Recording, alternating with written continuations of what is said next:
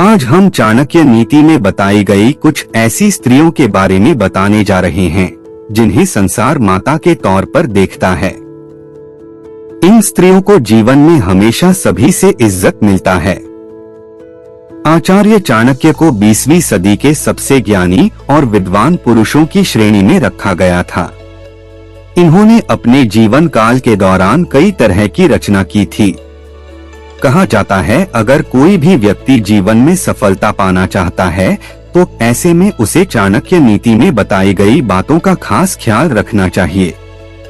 केवल यही नहीं, चाणक्य नीति में कई तरह के लोगों का भी जिक्र किया गया है जिन्हें अलग अलग श्रेणी में बांटकर उनके बारे में विस्तार से बताया गया है। आज इस वीडियो में हम आपको चाणक्य नीति में जिक्र किए गए उन स्त्रियों के बारे में बताने वाले हैं जिन्हें यह संसार माँ की नजरों से देखता है।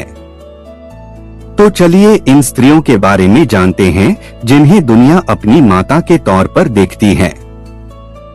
राजा की माता।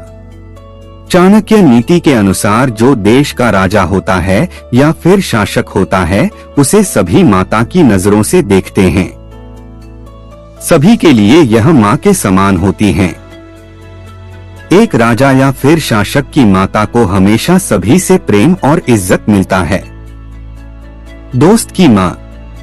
चाणक्य नीति में अपने दोस्त की माता को भी माँ के समान बताया गया है।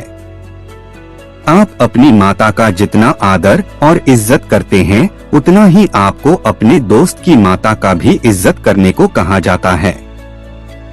केवल यही नहीं, दोस्त की पत्नी को भी माँ के समान ही माना जाता है।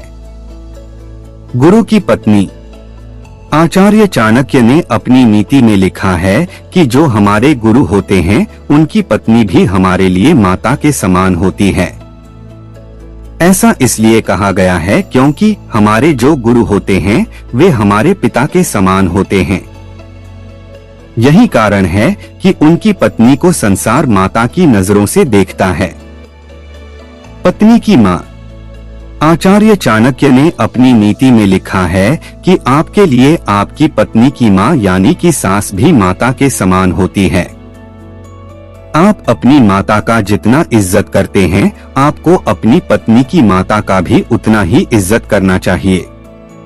दोस्तों, गांव के एक छोटे से स्कूल में एक शिक्षिका सुमित्रा देवी हर सुबह बच्चों को पढ़ाने आती थीं।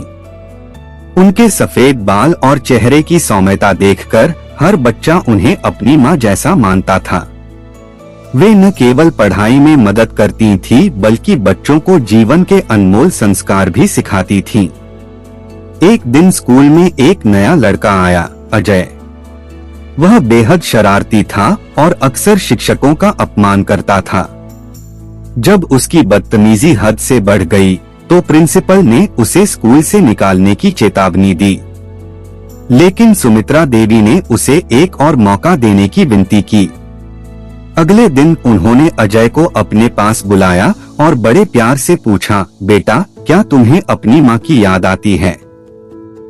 अजय की आंखों में आंसू आ गए। उसकी माँ अब इस दुनिया में नहीं थी। उसने सिर झुका लिया। सुमित्रा देवी ने उसका हाथ थामकर कहा, बेटा, हर नारी में माँ का अंश होता है। जब तुम किसी भी स्त्री का अपमान करते हो तो समझो तुम अपनी माँ का ही अपमान कर रहे हो। उनकी ये बातें अजय के दिल को छू गईं।